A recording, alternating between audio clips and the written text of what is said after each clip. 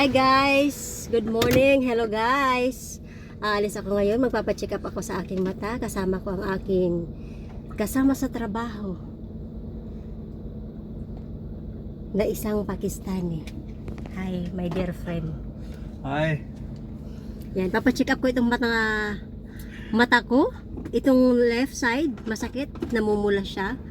Ilang buwan ko na itong iniinda. Kaya kagabi sinabi ko na talaga kay madam na masakit. Pati itong isa rin, gumagaya na rin.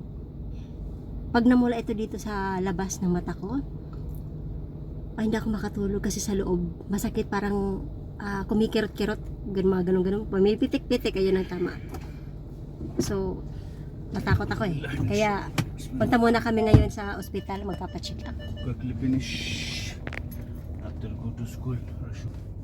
Nag-umpisang sumakit itong mata ko. Nagkaroon siya ng irritation nung yung amo kong lalaki naglinis ng aircon sa kusina. Nag-spray siya ng Clorox. Eh, nung time na yun magluluto na ako. Kaya yun, nagkaroon siya ng irritation. So, ayan ang aming dinadaanan. Hindi ko alam pang street to.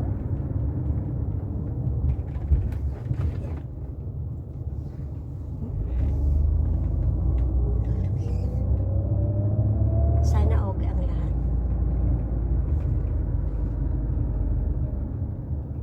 Sabi pa kagabi ng alaga ko, kailangan ko na magsuot ng eyeglasses para daw hindi masira yung mata ko at saka hindi na sumakit. Sabi ko, baka pag sinabi ng doktor, wala akong choice. See, ayan ang aming dinadaanan. Wala traffic ah.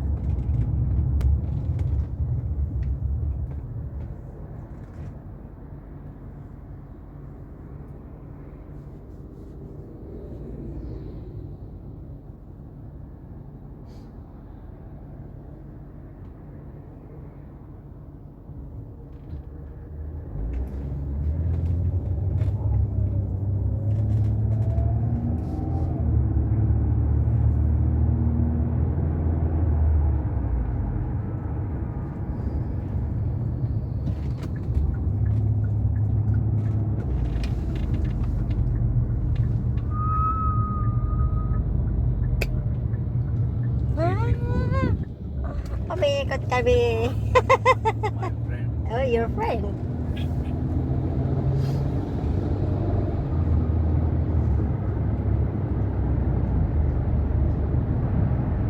Hi.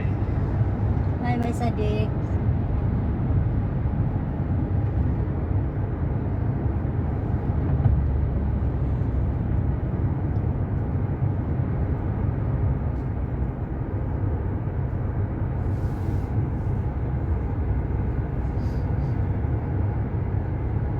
Tigo hospital siya or clinic?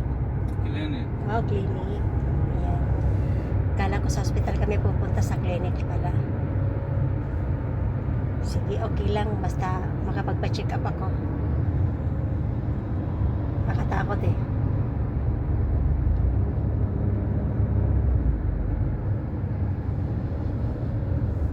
Maganda ang panahon na ngayon dito. Hindi na masyadong mainit.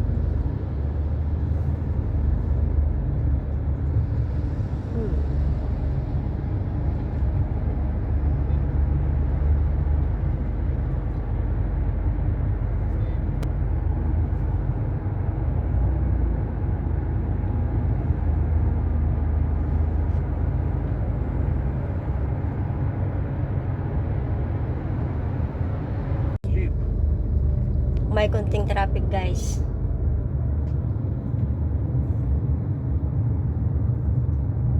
Pero mabilis lang.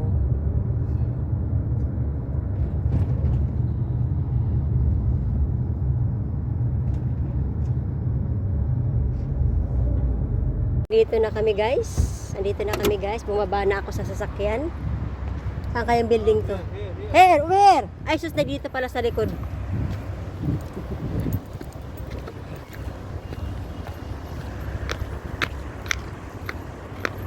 Okay. Not allowed inside. You? Where you? Only me. No inside. Where you allowed? Oo. Hindi daw siya pwede pumasok sa loob. Ako daw lang ang pwede. So, ito pala.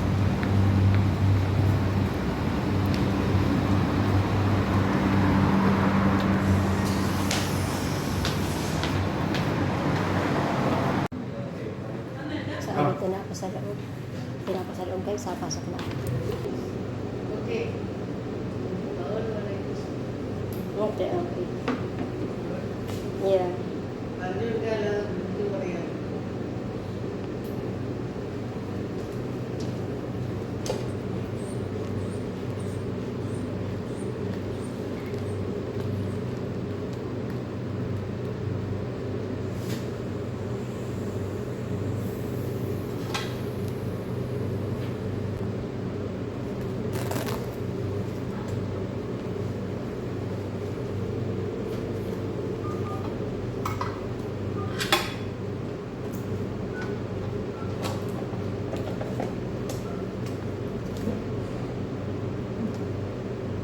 Temperature normal madam, BP 130.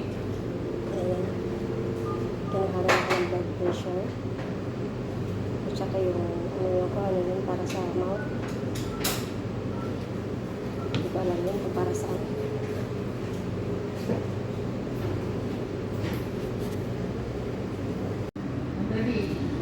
Check na nila yung blood sugar ko.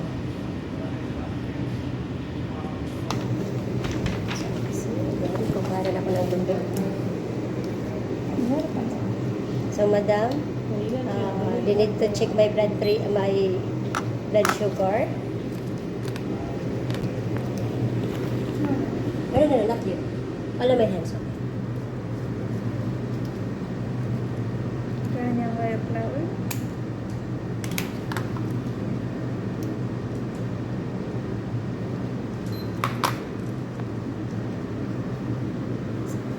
Ayan, na-check na. 96. Na-check na yung blood sugar ko. It's high. So, madam, my blood sugar is good.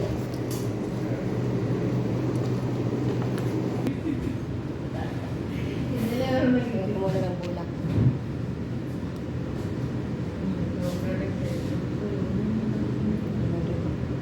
Okay guys, tapos na ako makapagpa-check up ng aking mata. Bawal daw akong gumamit ng mga chemicals kasi nagkakaroon ng irritation ang aking mga mata. After 3 days, balik daw ako sa kanila, sabi ni doktora.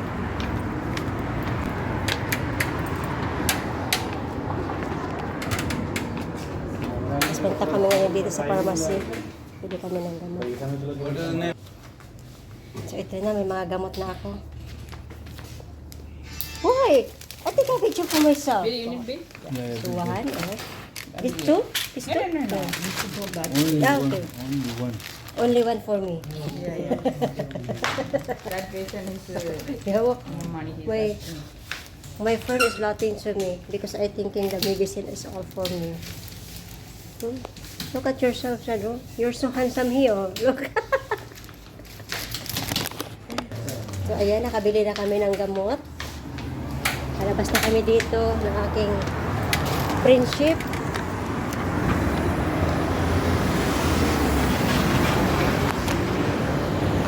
Punta na kami dito sa aming sasakyan. Ayan. Ito na ang gamot at saka resibo. Singilin mo mamaya si madam.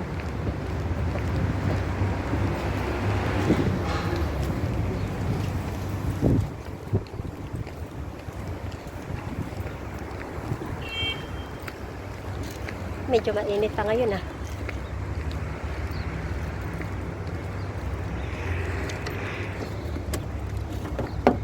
Wow, binuksan pa niya talaga. Thank you.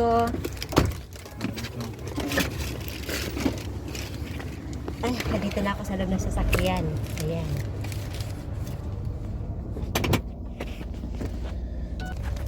Morning. Morning, ma'am. So ngayon guys, pauwi na kami.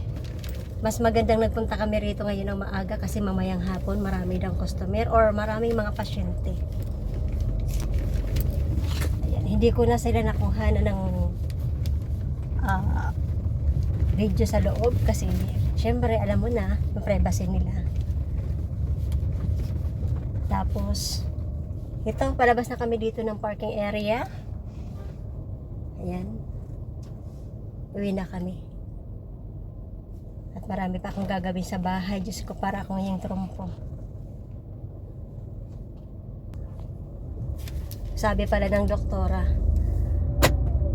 huwag akong gagamit ng mga chemical kapag naglinis. Kung sakali man na gumamit ako ng chemical, or before ako gumamit ng chemical, gumamit ako ng salamin or goggles para hindi maapekto ng aking mata. Bibiro lang si doktora, paano kaya yan para ako magsiswimming?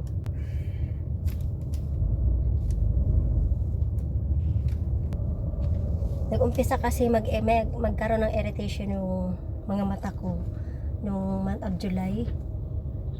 Yung amo kong lalaki naglinis ng aircon sa kusina. Inisprehan niya ng Clorox sa kusina. Tapos isinarado niya yung mga bintana. And that time magluluto na ako. So amoy na amoy ko yung Clorox. Tapos ayun na, naramdaman ko yung pananakit ng mga mata ko. Kahit na binuksan ko ng mga bintana nung nagluluto ako, ganun pa rin kasi yung amoy ng Clorox nandoon pa rin.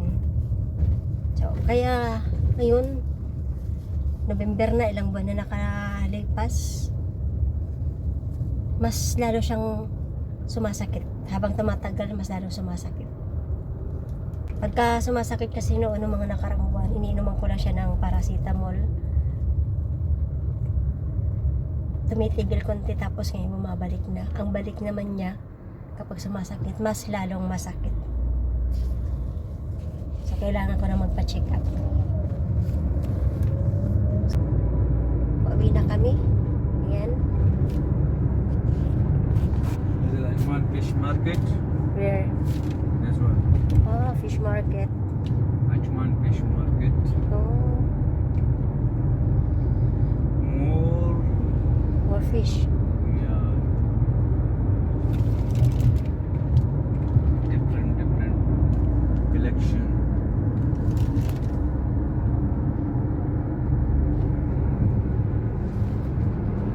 Live. Nice to market.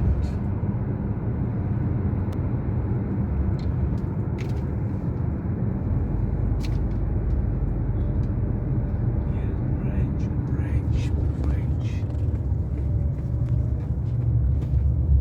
Oh, bridge. Maganda talagang magbiyahe ng walang traffic. Pero medyo nahihilo na ako sa amoy ng sasakyan. Original perfume.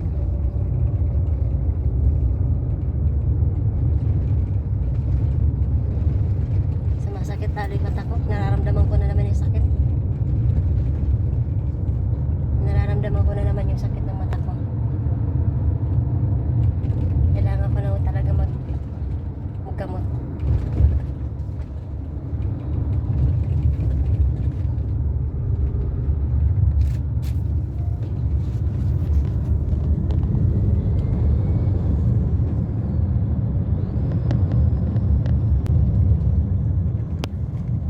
Medyo malayo rin pala ito sa bahay na kinaroroonan namin. Pero dito pa rin to sa Ajman.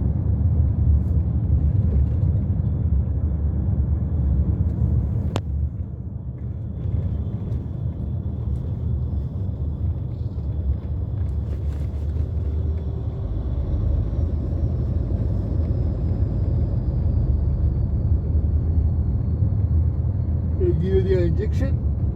Inject? Yeah, injection? Wala. No, just Only checkup? check up my eyes, BP, check my blood pressure, and check my blood sugar. Only give 5 tablets to 10 tablets. Yeah, that's it. 75 dirham, huh? Yeah.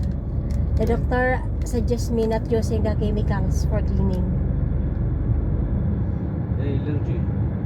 Yeah. In the last Yeah. When the last July, Baba Saif cleaning aircon in the kitchen. He's using the Clorox. Yeah, then he closed the windows. Then in a minute, I cooking. Problem. Yeah, that's time I feel hurt of my eyes. I tell madam that madam just only give me no, not give me this on that time. Last week, maybe last week or last month, she give me 2 pieces like syrup, not syrup, like This time eye drops. I love you.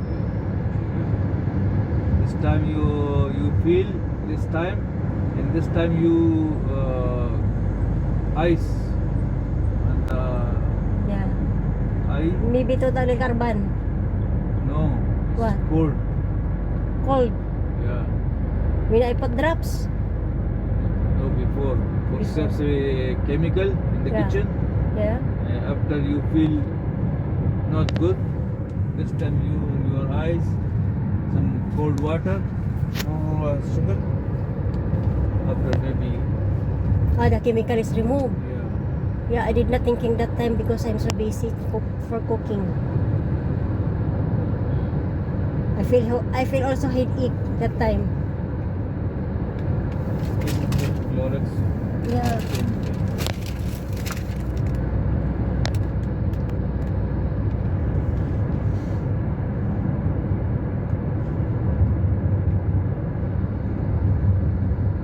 I cannot see long time looking in my cell phone because I feel hurt my eyes. Don't see. You see mobile. Yeah. Use Eyeglasses. yeah. Yeah, like Nito suggestion last night. I use mobile. I always use eyeglass. Eyeglasses.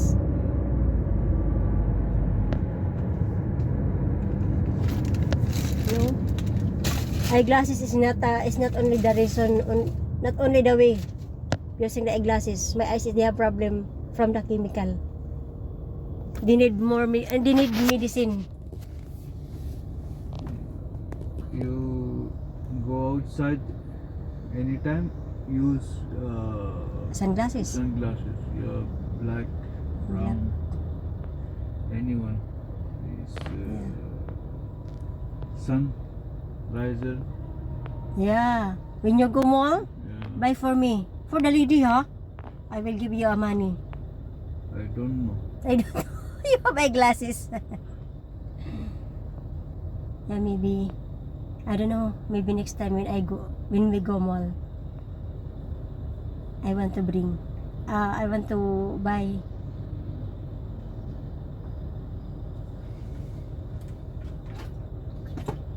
No, you go in a store. Now? Yeah. Oh. Buy there. No. You need.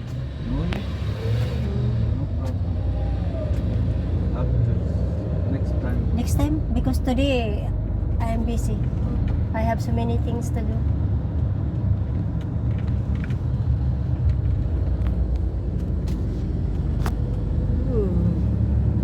Oh my friends, I like Oh, bike. Like you like that?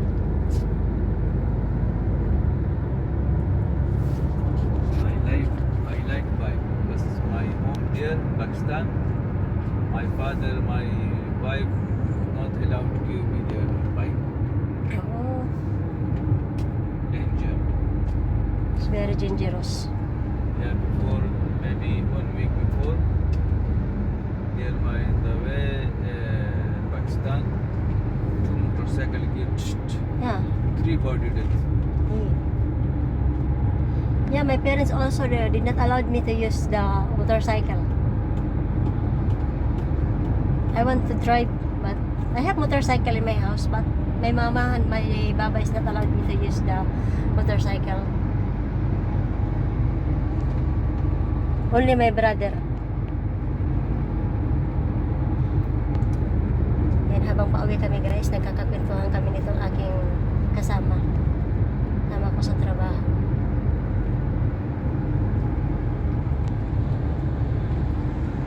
May dumaan kasi naka-motorbike o naka-motor. Ayan.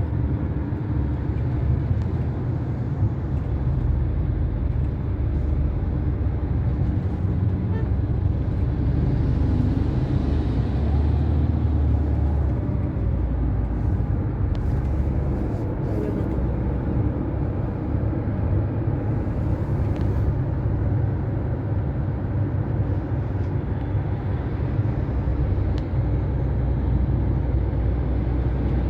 See this video? Show motorcycle. It's coming here. See? Oo. Three guy dead. Three guy. One injured and three died. One guy, two guy my village, my friend, and one the other village.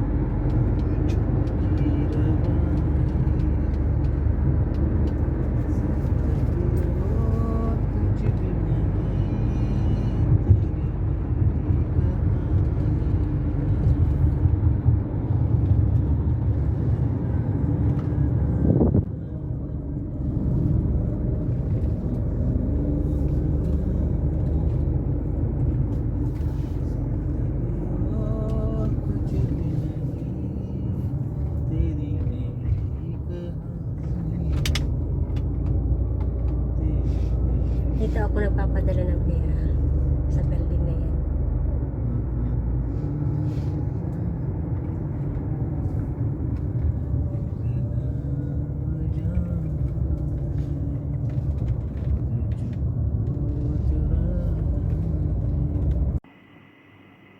Ngayon guys, nakarating na kami dito sa bahay.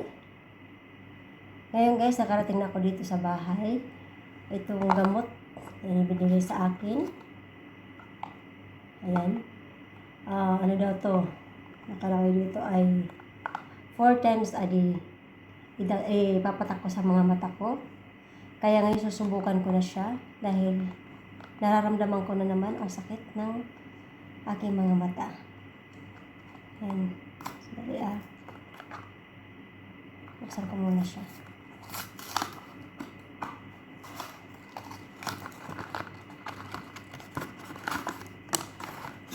Yun siya.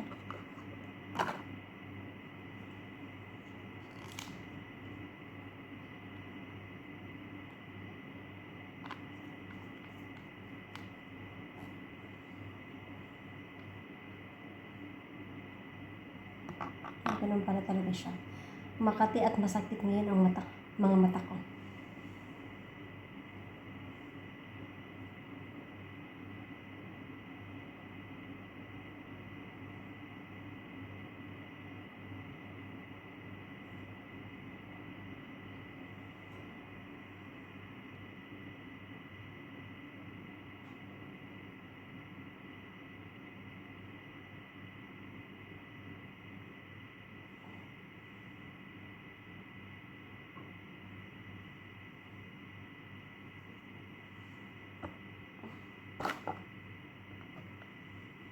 Medyo mahapdi guys.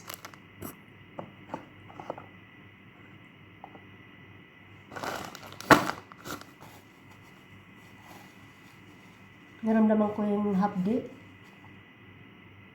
ng mga mata ko nung nagpatak ako ng gamot or ng eye drops. Ayan. Sana gumaling na to.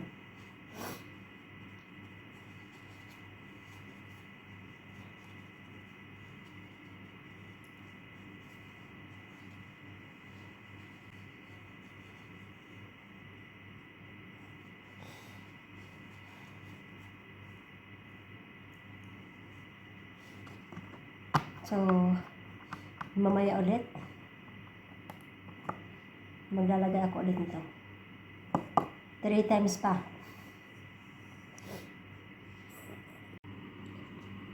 So, ngayon guys, dalawang klase yung mga gamot ko. Itong isa ay para sa gabi lang, isang araw lang kung inumin every night. Itong dalawang gamot ay nagkakahalaga ng ano to, kung sa pera sa akin is 1,500 na. Hindi ko napapakita sa inyo ang resibo. Good luck sa akin. Ang driver na muna ang nagbayad nito. Ewan ko kung i-deduct ko sa akin ni amo. O ikakaltas ba ito ni amo sa sweldo ko. Sana hindi na. So see guys. After 10 days guys, naubos ko na ang mga gamot na iniresita sa akin ng doktor. So itong tablet, ayan, ubos na. 10 piraso yan everyday. Ang pag-inom ko. Tapos itong drops, ubos na rin sa loob ng 10 araw. So ngayon guys, ang pakiramdam ko ay maganda. Very effective po itong mga gamot. Hindi ko nasasabihin kung anong klase itong mga gamot o anong pangalan. Basta para siya sa mga mata. Or ito para sa eye drops. Eye drops to. Ito naman yung tablet. Nagamot din sa mata. Tapos, ang good news pa nito guys, bukod sa maganda na ang pakiramdam ko sa aking mga mata. Wala na akong nararamdaman na sakit. Maliban doon, ang pinaka good news sa lahat ay hindi ako pinagbayad ng employer ko na kahit na sino. So, yung resibo po, pinicturean ko, isinend ko sa kanya sa WhatsApp. Kasi noong that time, wala siya dito. Sinend ko sa kanya hindi para na makalibre ako, kundi gusto kong ibalik niya ang pera ng driver. Pero kung sasabihin niyang bayaran mo yung driver, pabayaran. Pero ang sinabi niya kasi, sinong nagbayad? Pera mo ginamit mo o yung driver? Sabi ko, yung sa driver. Sabi niya, okay. Okay, no problem. Sabi niya ganun. So, automatic. Sabi niya kasagad, no problem because I will give the money. Di ba? Laking tulong sa akin yan. Thank you Lord. Thank you rin sa mabait yung employer na hindi niya ako pinagbayad. Kasi yun eh, medyo kalakihan na rin yun eh. 1.5 lang naman sa pera natin. Siyempre malaking tulong na rin yung kahit ganoon lang halaga, di ba? Ayan po ngayon ang update sa aking kalusugan. Maganda na po ang pakiramdam ng aking mga mata. Puriasog lang po. Wala na akong nararamdaman na sakit. Sige. Thank you again sa mabait yung amo. So, sige guys. See you sa susunod kong vlog.